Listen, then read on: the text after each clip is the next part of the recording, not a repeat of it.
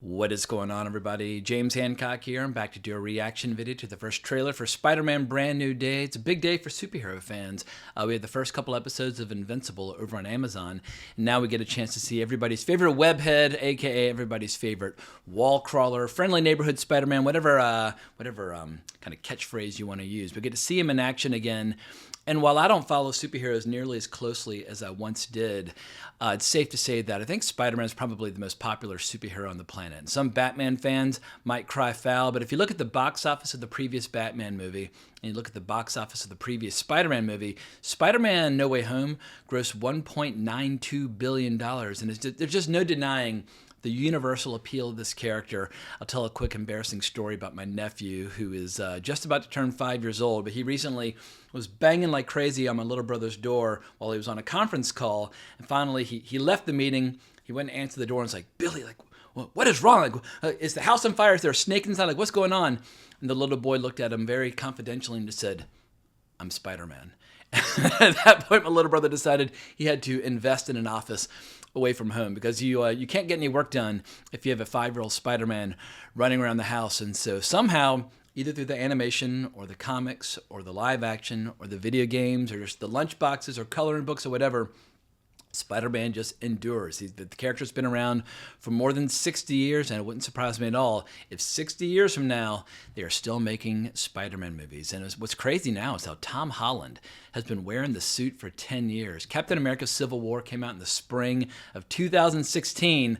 Feels very, very long ago, but somehow Tom Holland still maintains his kind of boyish good looks. But I hope they'll allow the character to kind of evolve and grow and become an adult, because from the 60s through the 90s, Spider-Man was allowed to kind of mature and grow up and get married to Mary Jane. He was no longer the high school kid with zits all over his face, struggling to get the attention of girls or pay his bills or whatever. He actually did become a fully functional adult.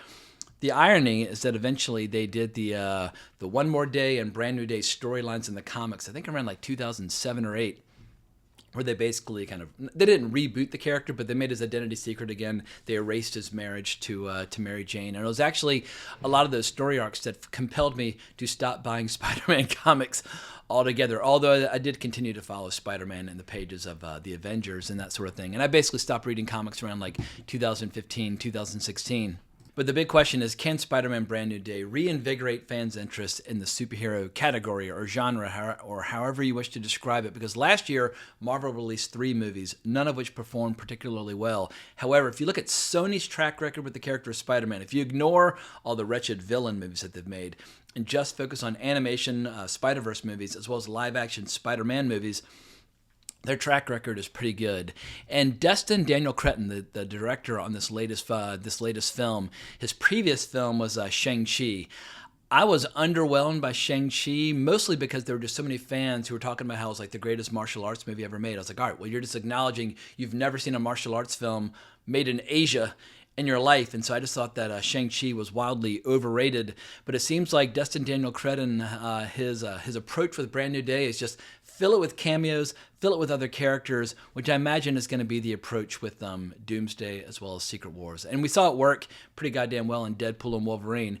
Sometimes if you just have a big giant cameo fest, it can work out. And from what I've read over on Wikipedia, we're about to see the Punisher, Daredevil, Hulk, Tombstone, Scorpion, Jean Grey, Boomerang, Tarantula, a lot of obscure villains and a lot of popular characters.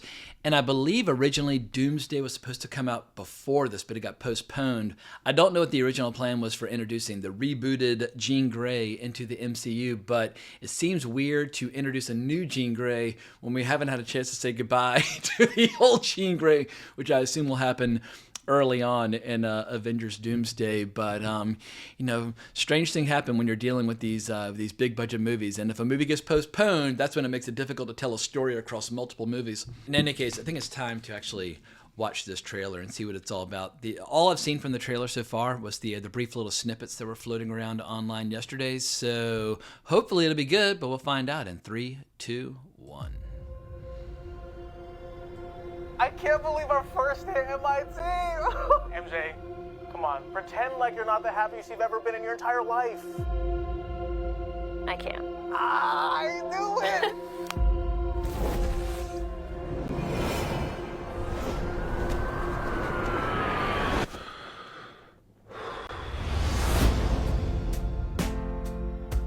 Hi, my name is Peter Parker. You don't remember me, but we used to know each other. Something bad was going to happen, and the only way to stop it was to make everyone forget about me. Because I'm not just Peter Parker. I'm Spider-Man. Start the cameo fest up. Quit your whimpering. Punish you. Suit yourself.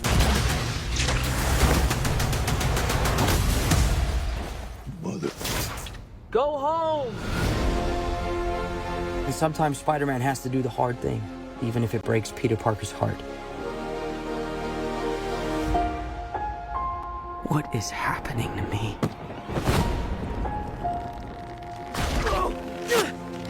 Oh, God. Looking ripped. Excuse me, Dr. Banner. I need your help. What did you say your name was? If DNA is mutating, it would be enormously dangerous. Are they trying to basically turn him into the Spiders Tobey have Maguire 3 life version? cycles. When between cycles, it can leave the spider vulnerable to threats. Keith David, always We a are good faced idea with to a cast danger him, that we can't even control. if it's the voice. One we can't even see.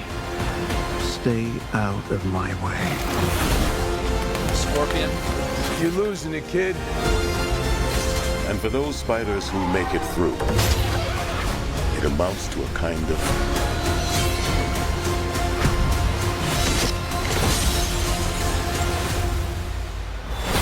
rebirth.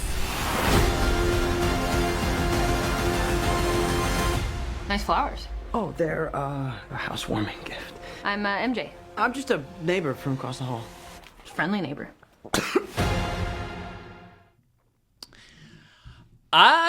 Maybe I'm just too old school, but I don't know if it's a good idea to start fucking around with Spider-Man's powers. But if they're trying to, here's my nerd brain kicking in. Because the multiverse is going to be explored in Avengers Doomsday, including Tobey Maguire's version of Spider-Man, where obviously he had the organic web shooters as opposed to actual web shooters. Are they trying to imply that he's kind of like merging with that version or anything like that? Or am I wildly overthinking this? But if they're just changing Spider-Man's powers, I think that's a giant mistake.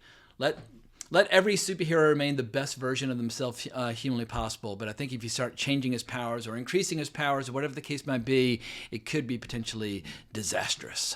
But another little nagging concern that I have is, are they going to turn the Punisher into a figure of ridicule now that he's entering the PG-13 terrain of the MCU? Because once upon a time, the Punisher was one of the scariest motherfuckers who ever lived. I mean, famously, he made his first appearance in comic book history on the cover of Amazing Spider-Man 129. And if you've got that bad boy in your collection, you know, bagged and boarded and that sort of thing, hang on to it, because I imagine that that's one of those comics that will always go up in value, never down, unless they completely ruin the character in the realm of PG-13. But like that little bit where Spider-Man covers up his mouth, admittedly, you know, Frank Castle doesn't have any powers, but he's a scary fucking dude. So much so that in the early 80s, I was actually kind of terrified of the Punisher. When I first got into comics, I was like, well, how come this scary guy keeps showing up and trying to kill all my favorite heroes and that sort of thing? But anyway, we'll just have to wait and see, because you never know if a trailer is representative of the overall movie or not. But it wouldn't surprise me if somebody out there were to mess up the character, because we've seen so many characters destroyed and kind of dismembered and manipulated in recent years that it would be more surprising if they got him right than if they were to get him wrong. But I don't want to come across as too pessimistic. What can I say is good about that trailer? I guess here's my big question.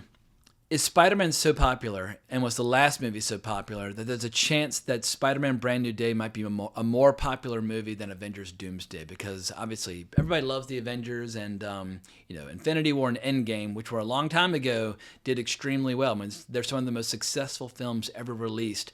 But has there been enough brand damage to Marvel in recent years where a Spider-Man movie that is more or less competently executed can outperform? Because if you think about the 3 standalone Spider-Man movies starring Tom Holland, I don't think any of those movies were necessarily great movies, but there's no denying that they all did extremely well and kept doing better and better and better. And obviously, No Way Home had the gimmick of all the different previous versions of Spider-Man on the screen at the same time. But if this movie manages to give us this ultimate kind of street-level team-up where suddenly you've got, hang on, I got to look at my list that I looked up earlier. If we get a scene where the Punisher and Daredevil and Spider-Man are side by side fighting the Hand, that would be cool, because I remember back in the day, like in the 70s and 80s, like the New York street level vigilantes were always kind of a little self-contained universe, and I always liked how like Power Man and Iron Fist and Daredevil and all those guys, they kind of, it almost felt like they were in like an MCU unto themselves. Whereas the Fantastic Four and the Avengers and the X-Men are off having their big globe-trotting adventures, saving the universe and that sort of thing. But the New Yorkers always were concerned with, low-level crime, gangsters, people like the Kingpin, or in this case, with this movie, Tombstone, who was a big deal like in the late 80s, early 90s. I read a lot of comics with Tombstone drawn by the great Sal Buscema. But I like Boomerang and Tarantula and all those guys as well.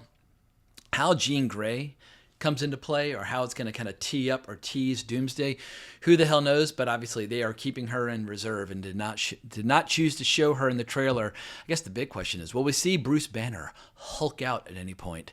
Like Mark Ruffalo, it's hard to separate the man from the character at times, but it seems like over time they keep trying to turn Bruce Banner into Mark Ruffalo as opposed to Mark Ruffalo being an actor, acting more like Bruce Banner.